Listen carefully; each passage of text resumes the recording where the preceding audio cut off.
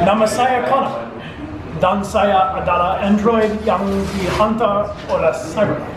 All right, thank you very much. Pretty good? Yeah, pretty okay. Cool.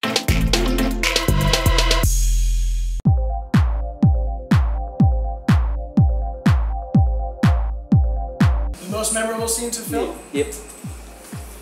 Working together was a lot of fun for the Eden Club. Oh yeah? And also, I think the most memorable for me was the hostage scene, because it was the first day that I filmed on Detroit. It was also on my birthday. Yeah. So I had always wanted to do performance capture, like Andy Serkis, you know, as Gollum and so on. And so to get to do it on my birthday was a very good day. And his birthday is St. Patrick's Day. I was lucky, yeah. How about you? Oh, well, obviously, filming with Bryan was spectacular. And getting to be part of the game was so cool because he had been working on it already for a year when I got to come into the game. And I had the hope that I would get to play a character in the game as well. So when it happened, it was like a dream come true.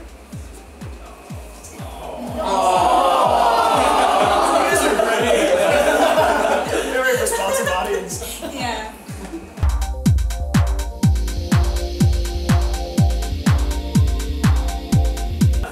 I appreciate you saying that it was subtle, because that's something that was very important to me, is that it felt organic, like it's growing this way, and not just like, oh, now you're a bad guy, now you're a good guy. So for me, I made maps of the script, and I did it like rings of a tree. So the center ring is the elevator and the hostage scene. Ding, everybody starts the same, I call him Blue Connor, where he just comes off the assembly line and starts the game. Everyone starts in the same place. Like a neutral. A neutral, yeah, neutral, right? So then around that, I did a second ring, which is for scene 2, where we do the police works with Hank. And then the next ring, and the next ring, and the next ring. So always on the map, you could either be going more towards the side, and I use colors, so more towards the side of green would be the deviant Connor, the Connor that is certain things have to happen for Connor to unlock his deviancy, and if you don't take those paths, for me on my map it was more and more red. So when I had the giant script, I would assign different parts of the script different colors, so that I knew in some cases it could only be red Connor. If we're on the rooftop with a sniper rifle, it's only machine Connor can do this. If we're having the situation where we're trying to figure out which Connor is which, this can only happen if Connor has deviated to the point that CyberLife sends in a new Connor. So that's how I use colors, and I use a map that I drew out. So no ropes in the wall with pictures? No ropes, no. I did use the triangle, circle, X, and square in the script, so that I could remember for myself. I would assign different points so that I could remember each of the different choices, because what's unusual is that you would say one line as the character I'm talking to, say Daniel on the roof, and then I could have 4 different responses. So I would reply, and then there's a pause, but the player could choose to push a different button. And then I give a second line, and then a pause, and then a third line, and then a pause, and then the 4th line. So in this way, it was a lot of material to memorize. So I would memorize it kind of like a picture in my mind of triangle, this response, X, this response, so that I could do the different, I could either be more aggressive or more pleasant or more matter-of-fact or something. Thank you. Yeah, of course, good question. It blows my mind how you do it, so that's a good answer. Yeah, and we also, we would shoot in segments, so we shot the hostage scene, and then I came back to Los Angeles, and then many months later, I came back and I would shoot all of the scenes with Hank. And then I go back to Los Angeles, and many months later, I shot all the scenes with Amanda or with Amelia as Traci. And so in this way, I would work on like a third of the script at once. So I have a couple hundred pages instead of 1,000 pages all at once. So it was over the course of 2.5 years. Yeah. At least you made it systematic. Yes, I had to make it Android. Thank you. Of course.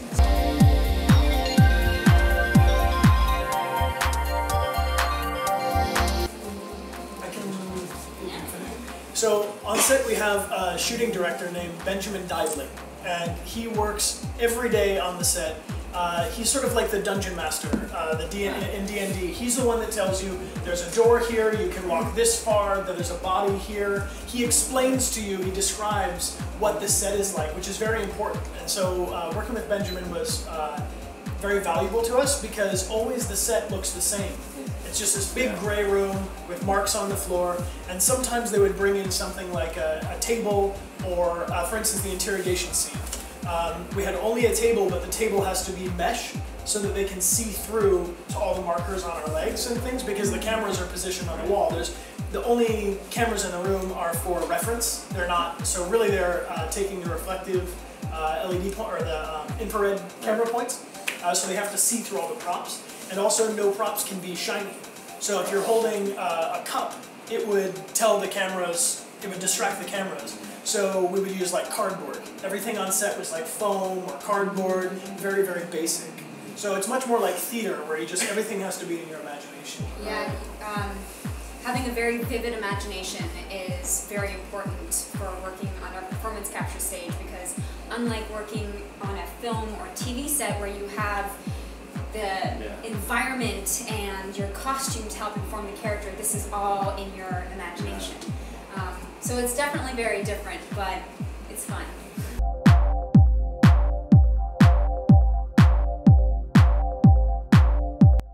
If I could change anything, it would be that sometimes we would not have the scene partner, the person that you're acting with, on set with you. So if I'm there in the performance capture suit and I have all the markers on my face and on my body, and you don't, you're completely invisible. So what they could do is film, like for instance, the rooftop scene with Ben Lambert is the actor who plays Daniel in the hostage negotiation. I've never met him. So I wasn't doing the scene with him, I was doing the scene with David Cage, the director. Wow. So because the technology is so advanced, they can film one thing and then months later film another thing. So Amelia and I were lucky that when we were filming together, we were actually on set at the same time. And at Quantic Dream, they can have up to, I think, 5 or 7 actors at the same time. But because of the schedule of Jesse Williams or Valerie Curry, who play Kara and Marcus, I actually never met them. So I would have liked, if I could change anything, I would have liked the schedules to be so that I could have the scene partner there every single time.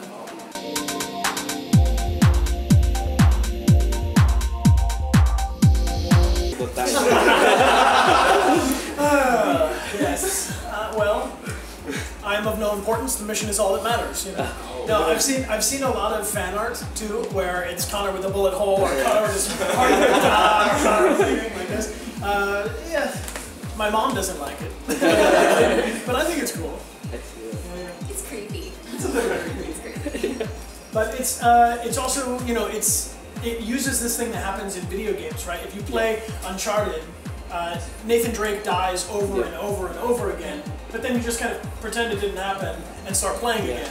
And what I like about Connor is that it becomes part of the story, and if you actually die as Connor too many times, you just can't deviate. So if you've died maybe, I don't know what the actual cutoff point is, but I think there's a certain point that by maybe the Ambassador Bridge, or if you've died 3 or 4 times, he's only a machine. There's no option. So I like that they build in the character deaths into the narrative. How many times have you done this? Yeah, so we've been doing our playthroughs on Twitch, and so we did the first one, which I kind of consider like a blue Connor, where we were just kind of like making organic choices, but we just did one which was red Connor, which is, for me, in that map that I made, like the machine-most Connor. And the people watching it, they were like, "Stop doing this! You're ruining the game!" And I just keep dying over and over again. Yeah. But it's fun because I want to. So we're going to do a playthrough where we go all the way to get to platinum because I want to see every single bit and piece. But there are some pieces that I don't even know about because, like, I've seen GIFs or compilations online that people will post like fan videos or music videos or something, and there's parts of it in there where I'm like, Marcus can do that to Connor? Like, I have no idea. So there's a lot of little bits and pieces that I'm still discovering as we play through it online. It's cool.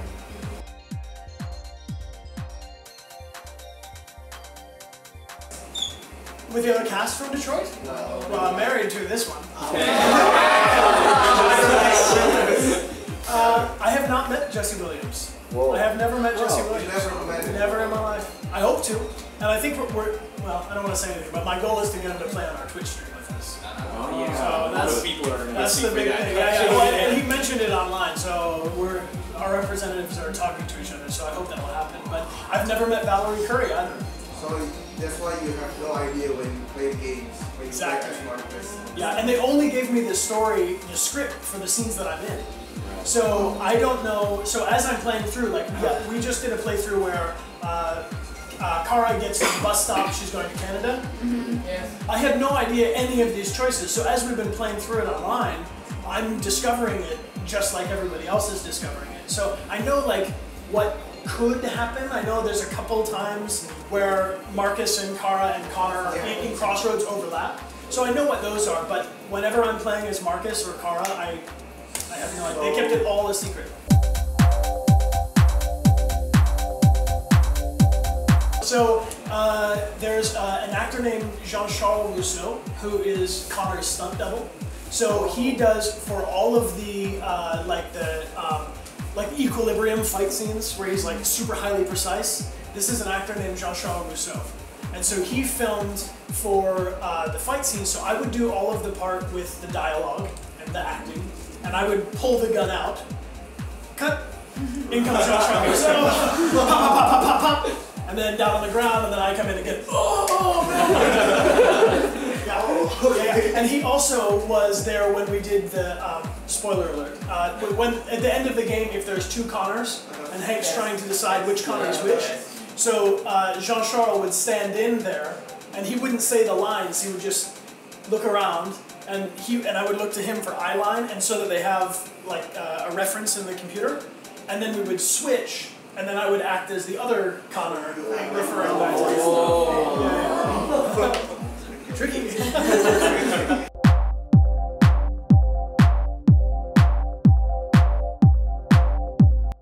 Very angry.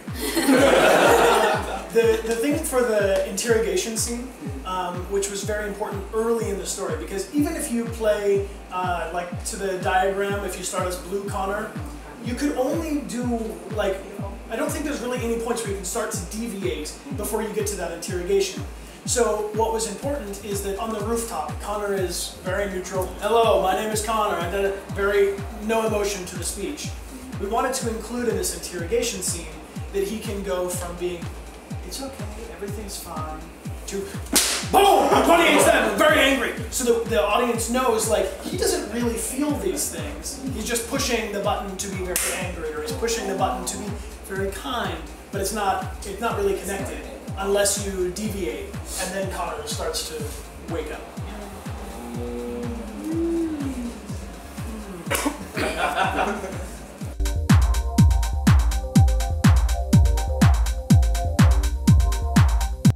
I'll tell you what, I have been asked about this. So I did, when I was in freshman year of high school, no, not high school, college, I came back and I said, I don't want to wait tables. All actors go become waiters and try to audition and eventually get a thing. I said, I'm not going to do it.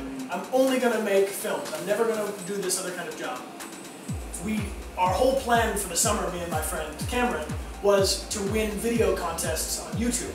So we made all these short films, and we did 30 films in 30 days, which were, and I think the crab video is like day 27, when we had no good ideas left, or like, what's this crab suit, okay? So I'm going to re-air on my YouTube channel those 30 films in 30 days.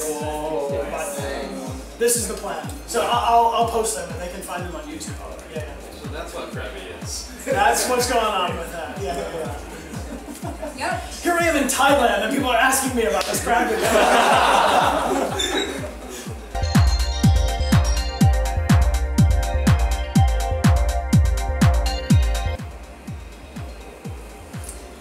Something different.